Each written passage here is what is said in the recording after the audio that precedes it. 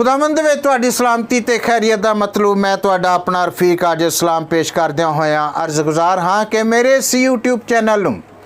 Subscribe ते share जरूर करना तां जे आने वाली हर वीडियो तुहाडे तक बर वक्त पहुँचती रहे। ते अज दी ये कहानी मैमोरीअल सर्विस के हवाले नाल है। भाई अफजल मसीह वल्द सरदार मसीह उन्हां दी अहलिया नसरीन बीबी जोजा अफजल मसीह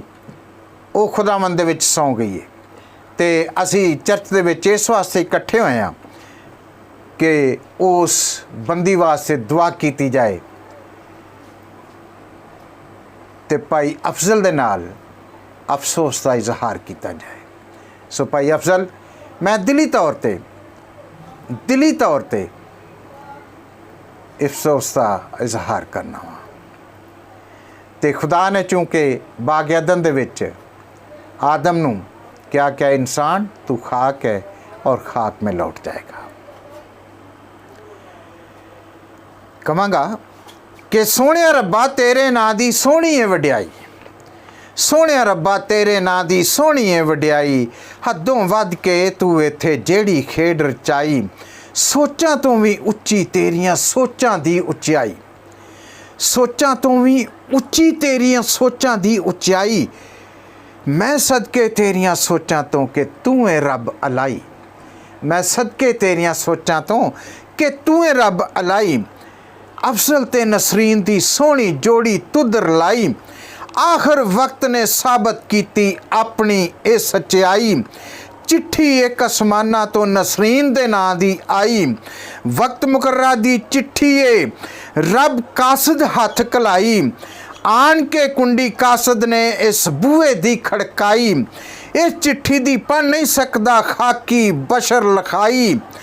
कासद ने ओ पढ़ के चिट्ठी आपे ही खूब सुनाई,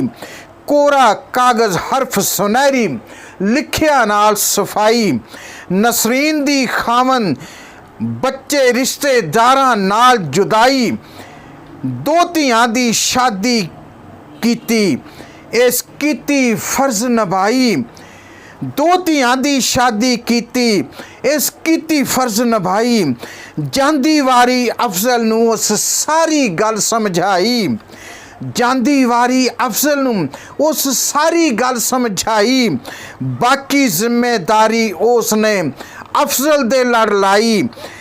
छड्ड के खावन बच्चे नाले सारे भैणा भाई, सब ने इथों टुर जाना है, सब ने इथों टुर जाना है, वारी जिस दी आई, मुकनी नहीं रफीक यसू दी जिथे बादशाही,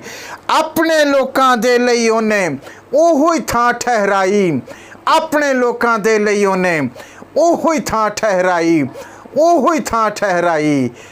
गॉड ब्लैस यू। खुदावंद तुहानू सारिआं नू बड़ी बरकत है। खुश रवो